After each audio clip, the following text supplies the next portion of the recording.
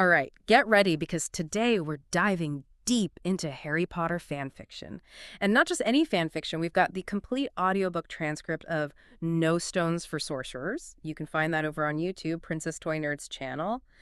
This one, it takes a pretty wild turn. Imagine if Harry Potter didn't end up in Gryffindor. Oh, that's a big what if, right? Huge. So we're not just looking at plot changes here. This is going to get into like how different Harry's character could have been, different motivations. It even kind of makes you think differently about what it even means to be a hero in that whole world. Yeah, I mean, when you start with that sort of question, that what if about the Sorting Hat, you really have to rethink everything. Like, does it even change who Harry is at its core? Totally. And it makes you think about all those classic Hogwarts houses too, right? Like, are Gryffindors really always the brave ones? Are Slytherins always scheming? This story, it makes you rethink all that. Because here, Harry's not driven by bravery. It's more like he's really curious. He wants knowledge. He's a thinker. So maybe the Sorting Hat was picking up on something the rest of us missed in those original books. It's a good point. It's like, what did the hat see that maybe we didn't? And then from there, it's like a chain reaction, right? Everything changes. Yeah, his friends are different. The way he faces problems is different. His whole path, it all shifts. Even Dumbledore. He's not the same Dumbledore we all thought we knew. Oh yeah, this fan fiction, it takes a very different view of him. It's like he's this puppet master, working things from behind the scenes, manipulating people, to get what he wants, even if it hurts them. You see it when he's pushing Harry to go after the Sorcerer's Stone, even though he knows it's dangerous. Makes you wonder, are his intentions really all that good, or is there something else going on, something he's not telling us? That question, it hangs over the whole story, like, can we trust Dumbledore? And it makes you realize this story is really about not just taking things at face value, even if it's coming from someone super powerful. Right, like don't just blindly follow. Think for yourself. And then there's this whole other character, Patrick Harvey, this kid who went through some really awful stuff with the Dursleys. And get this, we find out H.E. was the one who was supposed to be switched with Harry. Whoa, seriously? Yeah, it makes you think about nature versus nurture, how much of who we are is because of where we grow up. Totally, like their lives, they're so different. Yeah. But they both experience this deep trauma. And it makes the story feel more real. It's not all magic and adventure. There's this darkness, too. And then you wonder, what if Patrick had gone to Hogwarts instead? Would he have been the chosen one? See, that's what's so cool about this story. It questions that whole chosen one thing. That prophecy everyone talks about becomes kind of murky. Like, maybe there could have been more than one chosen one. Like, multiple paths to fulfilling destiny or whatever. Yeah, it's not so straightforward. And speaking of defying expectations, there's Agnes Parker, Patrick's friend. She comes out of nowhere, and she is a force. She rescues Patrick. She stands up to anyone, even Dumbledore. Oh, she's awesome. She's like this totally different kind of hero. It's not about which Hogwarts house she's in or some prophecy. She's just strong on her own. She's resourceful. She looks out for the people she cares about. And she shows you don't need magic or a fancy title to be brave. To do the right thing. Absolutely, and that idea, it runs through the whole story. Like, you have the power to make your own choices, even when it feels like everything's decided for you. It's really about free will. Even in this world of magic and destiny, this fan fiction, it's full of these moments that flip everything you thought you knew about Harry Potter on its head. What's with Harry and Draco Malfoy becoming friends? And then there's Choni, a total Gryffindor, but she finds her place in Slytherin. It's crazy. I know. It makes you wonder if those house stereotypes are even real. Like, maybe people can connect and understand each other, even if they come from these totally different backgrounds, different houses. Yeah, it's about looking past the labels. Exactly. And then there's Harry actually standing up to Dumbledore, questioning him. You never see that in the original books. Nope. It makes you think, what does real bravery look like? Is it just doing what you're told? Or is it being brave enough to question authority, even when it's hard? It's like, is being a hero about thinking for yourself? This is just the beginning. We've got so much more to unpack here. Oh, yeah, we're just scratching the surface. All right, we're back. And I gotta say, I'm still thinking about Patrick. That whole journey he's on, going from, like, surviving that horrible abuse to now questioning everything about the wizarding world, even that prophecy that everyone keeps talking about. Yeah, it's pretty intense. It is, but he's so strong, Like, he could have just given up, but he uses all that pain, all that hardship to challenge everyone. He's not afraid to question anything. And that's what makes him so different. He's not just blindly accepting what people tell him.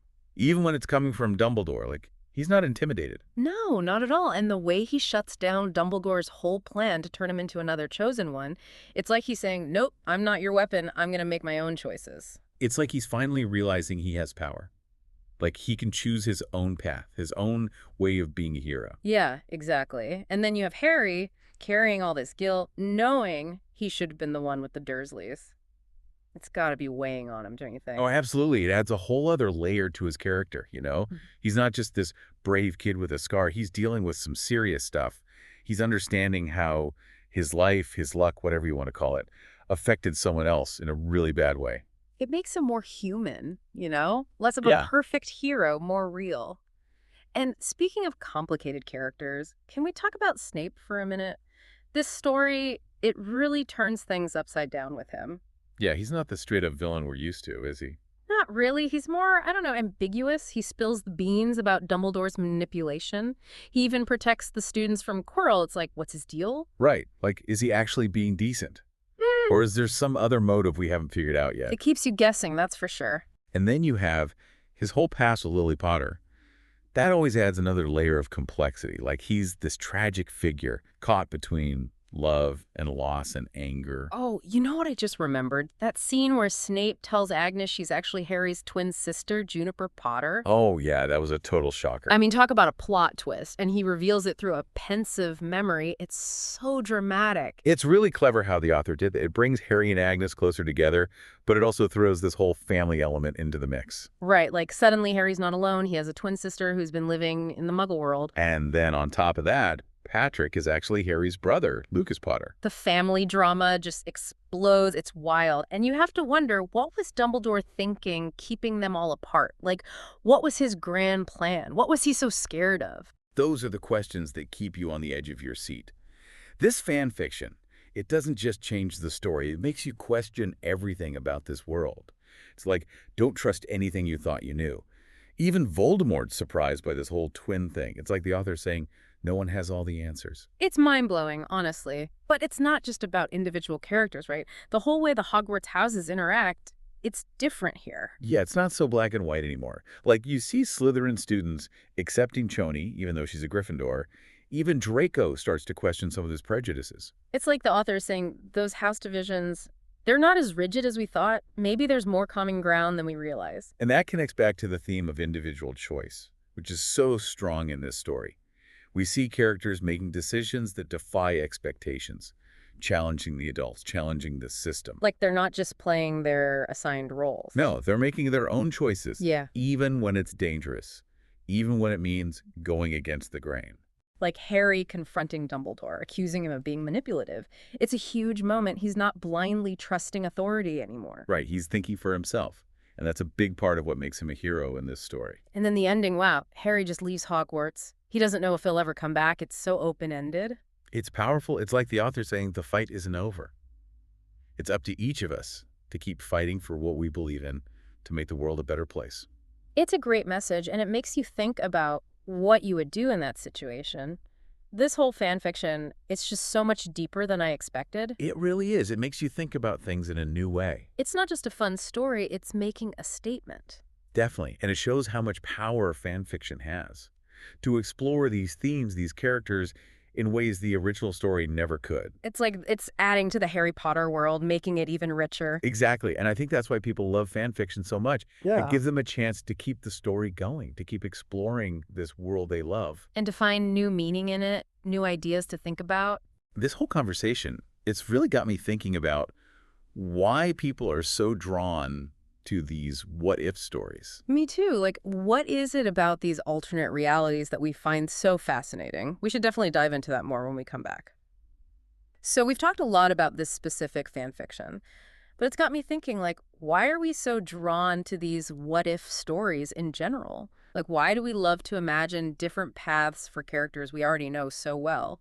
You know, I think it's part of what makes fan fiction so compelling. It's like we get to explore all those possibilities that the original story didn't. Like we get to ask those what-if questions and see where they lead. It's like we get to play in this world we love, but with our own rules. Exactly. And with No Stones for Sorcerers, one of the big what-ifs is about challenging authority. You see it with Harry, Patrick, Agnes. They're all questioning the adults, the system, everything. It's almost like a rebellion, isn't it? Yeah, and I think that resonates with a lot of people, that feeling of wanting to push back against the rules to see if there's a better way. Like maybe deep down, we all want to be a little rebellious. Maybe so. And this fan fiction, it gives us a safe space to explore that, to Yeah. imagine what it would be like to stand up and say, no, this isn't right, And it ties into that idea of having your own power, making your own choices. which is huge in this story, right? Like, Yeah. even with all this magic and destiny stuff, the characters are still making their own decisions. They're not just puppets. Like Patrick, when he rejects the whole chosen one thing, or Harry, when he confronts Dumbledore,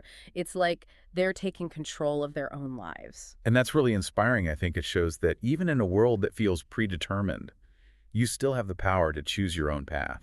Another thing I loved about this fan fiction is how it changes the way we see the other Hogwarts houses, especially Slytherin. It's not just this evil, one-dimensional group anymore. Yeah, it's much more nuanced. We see Slytherins being compassionate, loyal, even challenging authority themselves. It's like the author is reminding us that people are complicated, you know? You can't just Mhm. put everyone into neat little boxes. And that makes the whole wizarding world feel more real, more interesting. Because in the real world, people don't always fit into those easy categories. Exactly. And I think that's part of why this fan fiction, and all fan fiction really, is so powerful. Hmm. It allows us to explore these complex ideas, these human experiences within a world we already love. It's like we're deepening our understanding of the Harry Potter universe, adding new layers to it. And it all comes back to J.K. Rowling's creation. It's so rich and detailed. It gives fans this incredible foundation to build on, to create their own stories, their own interpretations. It's like the story never really ends. It keeps evolving, keeps growing through fan fiction. And No Stones for Sorcerers is a perfect example of that. It's a story that challenges us, makes us think, and ultimately it reminds us of the power of choice, the power of individual action. Well, this has been an amazing deep dive. I feel like I've learned so much, not just about this specific fan fiction, but about the whole world of fan fiction and what it means to fans. Me too. It's been a great conversation. And hopefully it's inspired our listeners to go out and explore some fan fiction themselves, to find those stories that speak to them, that challenge them, that make them see the world in a new way. Because that's the beauty of fan fiction. It's a world of endless possibilities. So until next time, keep exploring, keep questioning, and keep the magic alive.